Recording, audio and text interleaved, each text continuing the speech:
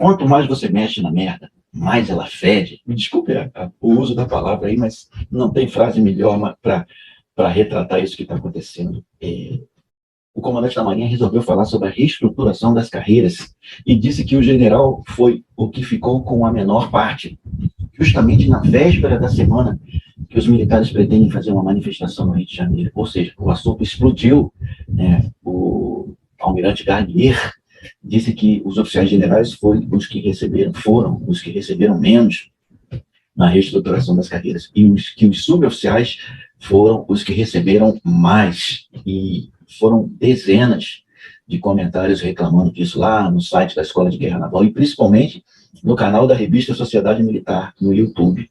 Então, nós resolvemos conversar com alguns militares que participaram da tramitação lá em 2019 para ver o que eles acham disso, o que eles acham desse momento que nós estamos vivendo, o que eles acham da manifestação do almirante Garnier e o que eles acham dessa manifestação que vai acontecer no dia 16, quinta-feira, depois de amanhã, né, aqui no Rio de Janeiro. Que poder de mobilização esses militares têm, né? É surpreendente isso. Eles conseguiram levar 2 carros de som para a esplanada dos ministérios, né? A ponto do pessoal do Itamaraty, né, onde acontecia um evento que envolvia o presidente da República, pedir para eles abaixarem o som, pedirem arrego, a ponto de incomodar o Ministério da Defesa, a ponto de fazer um desfile na frente do Palácio do Planalto, e agora, no ano seguinte, fazer uma manifestação na Candelária, que deve contar com a participação maciça de militares, pelo que nós estamos vendo. Com quem eles foram mexer? A pergunta que vários fazem é: por que não ouviram os militares? Por que não fizeram o acordo? Sim, houveram deputados que propuseram um acordo. O Ministério da Defesa foi consultado sobre isso. Vocês vão ver tudo isso nessa entrevista aí com Adão Farias e Márcio Rodrigues. Fique com a gente.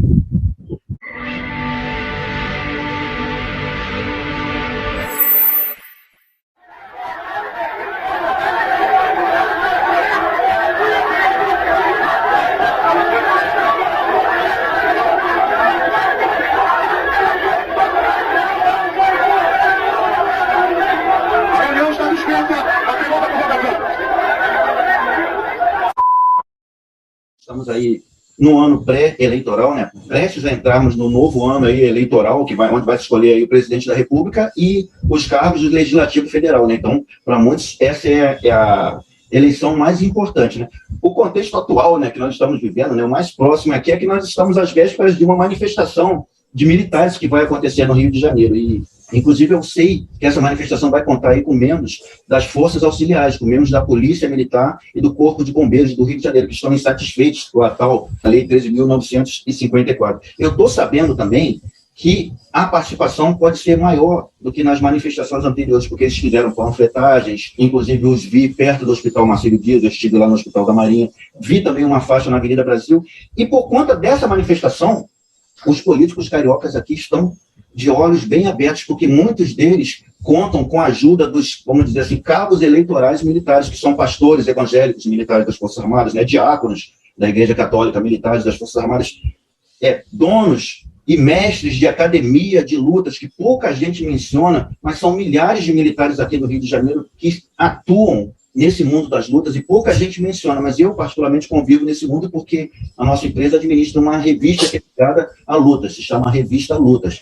Farinha para mim aí na internet que vocês vão ver. Nós vivemos esse contexto atual e, repentinamente, apareceu uma fala do comandante da Marinha, né? Uma entrevista para o diretor da Escola de Guerra Naval, e a polêmica explodiu. Se o comandante da Marinha quisesse colocar panos quentes, se é que foi esse o objetivo dele, colocar panos quentes e, de alguma forma, já contradizer aquilo que talvez seja dito na manifestação, parece que a coisa sortiu efeito contrário. Entrevista do comandante da Marinha. Doutor Adão, o senhor que atuou, né, você, né, que é meu amigo, atuou na defesa dos militares das Forças Armadas quando ainda se falava do PL 1645, que já se transformou em lei. Nós vemos que esse assunto ressurge a cada mês. E tanto ressurge que o comandante da Marinha, agora, 2 anos depois, transformou a entrevista da Escola de Guerra Naval numa fala sobre a reestruturação das carreiras. O que você acha disso? Esse assunto ainda fervilha? Esse assunto ainda está quente? Bom, primeiramente, obrigado, Robson, por me convidar para participar desse bate-papo contigo. Bom, Márcio, parabéns, Márcio, para você. Faz tempo que a gente não se encontra, mas é bom te ver novamente. Bom, eu participei lá, tanto na Câmara quanto no Senado, eu e o Márcio participamos, né, dos debates do PL 1645. Esse assunto até hoje, ele está vivo. Ele está vivo.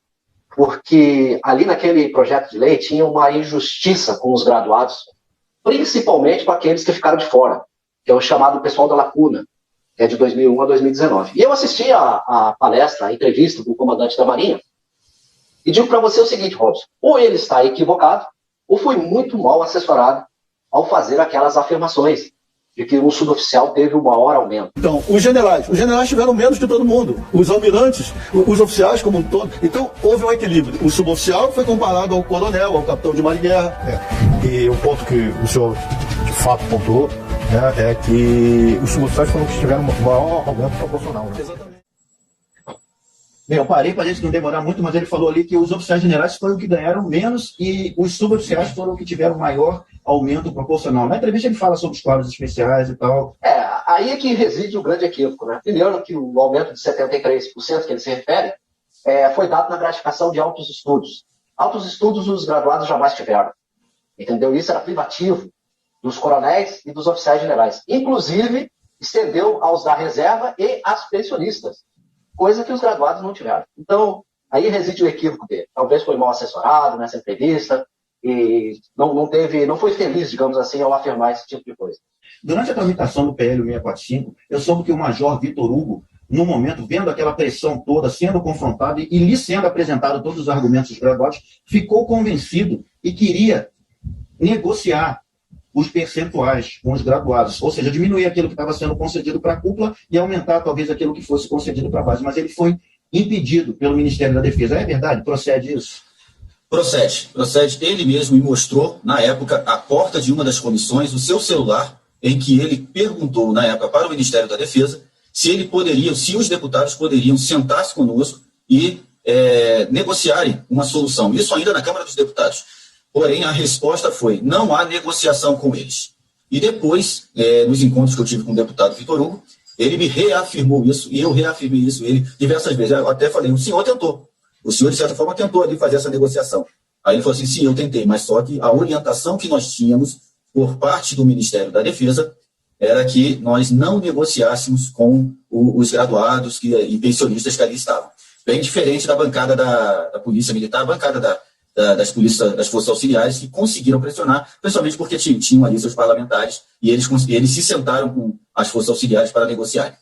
Você sabe que eu converso com vários parlamentares, né? Inclusive alguns fogem da gente porque talvez acreditem que a gente conheça a fundo o assunto e as perguntas vão ser bastante incômodas, como é o caso do Major Vitor Hugo, que conversou comigo, já a sua assessoria conversou comigo várias vezes e marcou a entrevista, mas postergou e a entrevista nunca foi feita. Eu acho que talvez ele relute um pouco, talvez as perguntas incomodem bastante. A bancada da bala, alguém da bancada das polícias militares, disse para mim que a presença dos graduados das Forças Armadas na discussão foi o que facilitou o ingresso deles no então PL 645, porque o governo não queria permitir que os policiais militares e bombeiros entrassem de forma alguma. Mas, em certo momento da discussão, eles se viram pressionados, porque os graduados estavam ganhando a discussão, apresentando propostas e tendendo a levar a coisa para o plenário. Então, a opção para o governo foi permitir que os militares, né, que é a bancada, que os parlamentares ligados aos policiais, entrassem, apresentassem suas emendas e aí sim ficaram com maioria e com possibilidade de vitória contra os graduados. Concorda com essa afirmativa de um deputado federal? Concordo, mas houve um outro deputado federal que, conversando conosco, falou que após uma das audiências houve uma reunião a portas fechadas para resolverem como as polícias militares e bombeiros entrariam no projeto, desde que eles deixassem de apoiar os graduados das Forças Armadas que estavam ali. Um deputado federal falou que houve essa conversa, ele se tornou até bastante crítico a todo o processo, e ele falou que houve esse acerto, esse acordo de cavalheiros, vamos chamar assim. Estejam conosco, nós inserimos vocês nos processos, mas desde que vocês não parem de apoiar e receber os graduados nos seus gabinetes.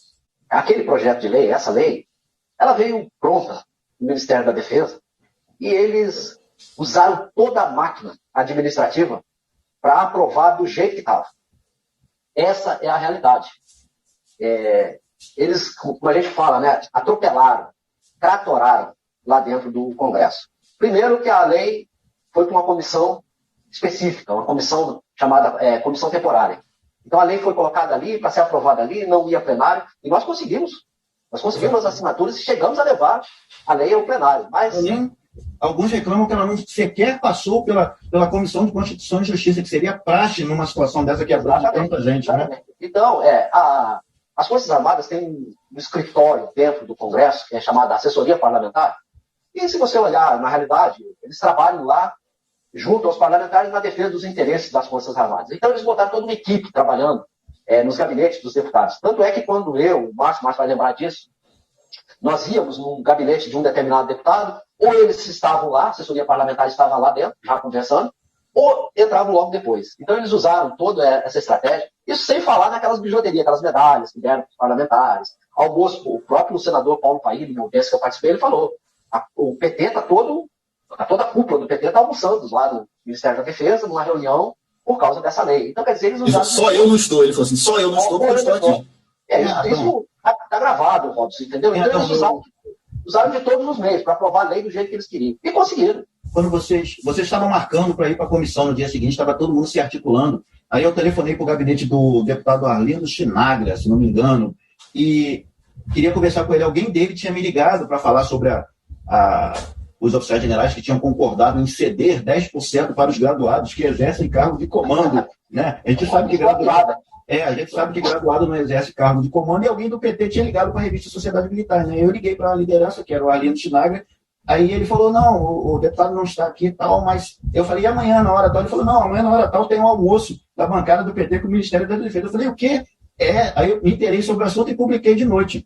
O Márcio talvez não se lembre, mas ele ligou para mim e falou, Robson, é verdade isso, tem um almoço da bancada do PT no dia que os militares graduados vão participar de uma comissão parlamentar que discute o PL 645, vai ser no Ministério da Defesa. Eu falei, sim. Ele, pô, cara, é inacreditável, tal, o Márcio tá aí. Aí publiquei e ninguém acreditou muito, né, porque PT é comunista, né, tem esse negócio de PT é comunista, nunca vai botar o pé dentro do Ministério da Defesa, né, na cabeça de alguns mais afobados, né, aí, né, mas no dia seguinte estava lá a bancada do PT almoçando, bebendo, enquanto vocês estavam lá. Eu posso fazer um parêntese sobre essa questão do comunismo? Fala aí. Me permita.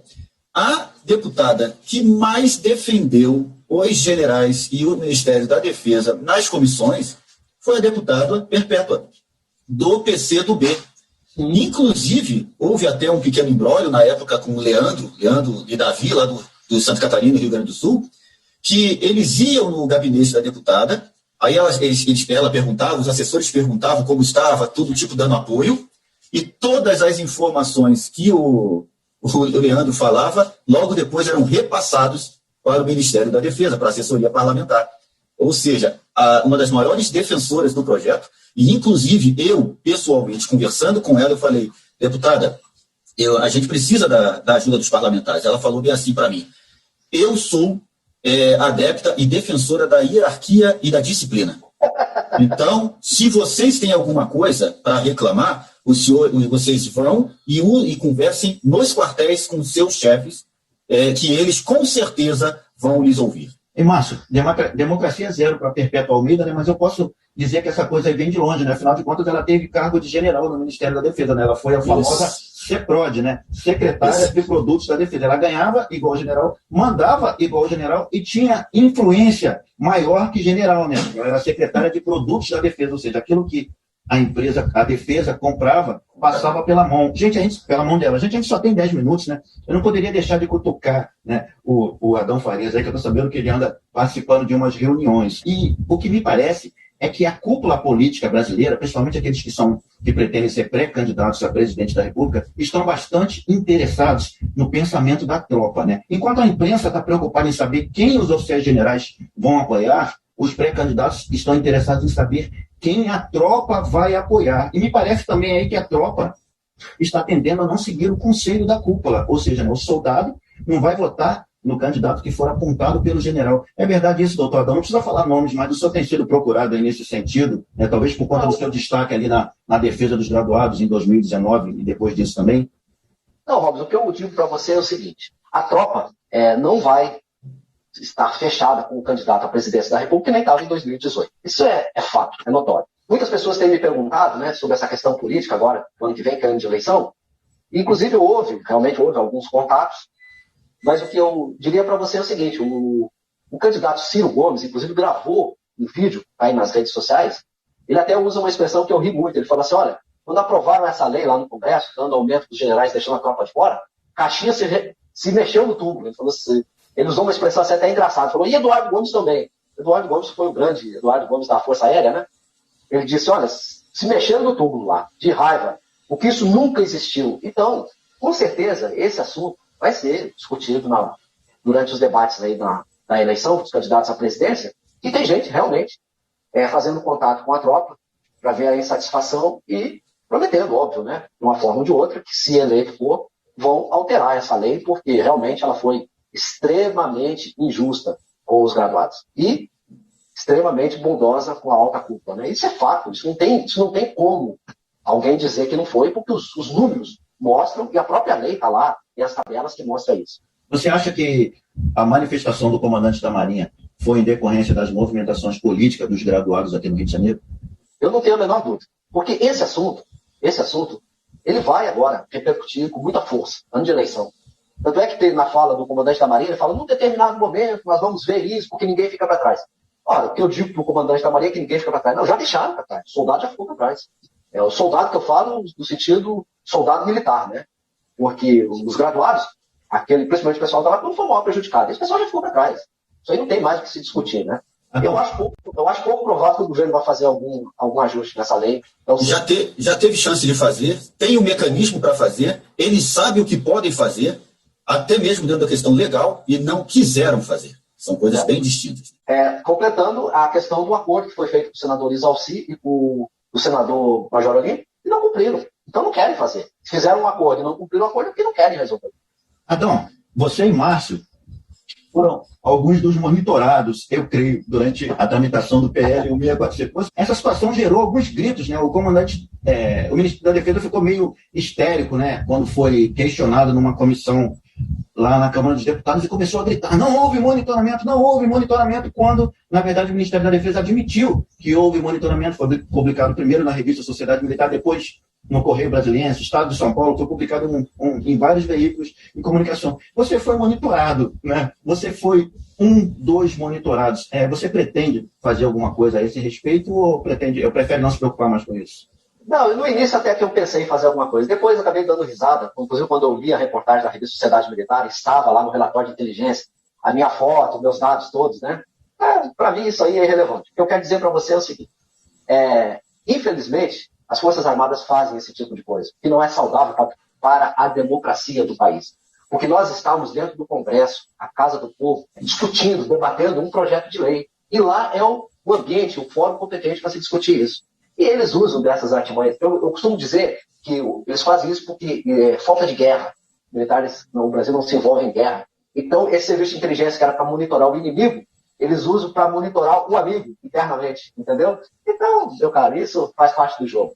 É melhor deixar isso para lá. E me parece que esse assunto vai longe, né? Parece que substituiu a MP do mal, né? Ficou a nova lei do mal, não sei qual é o apelido que o pessoal vai dar para isso, né? Mas já se passaram 2 anos e a coisa está tão quente como se tivesse sido ontem, né? Por isso que eu acho que houve a entrevista do comandante da Marinha. Eles, tenho certeza absoluta que todo mundo, todos os oficiais generais, oficiais superiores, achavam que os graduados, depois de 6 meses, 7 meses, 8 meses, eles iriam arrefecer e iriam desistir. Né? Mas não houve essa desistência, não parou e chegou agora no ano eleitoral. Então, eles acabaram vendo e lembrando, talvez, que em 2018, antes de 2018, 2017, 2016, os militares, somente de baixas patentes, foram os grandes artífices para fazer, para fazer o nome do atual presidente ser conhecido. Então, eles também têm capacidade de fazer o contrário.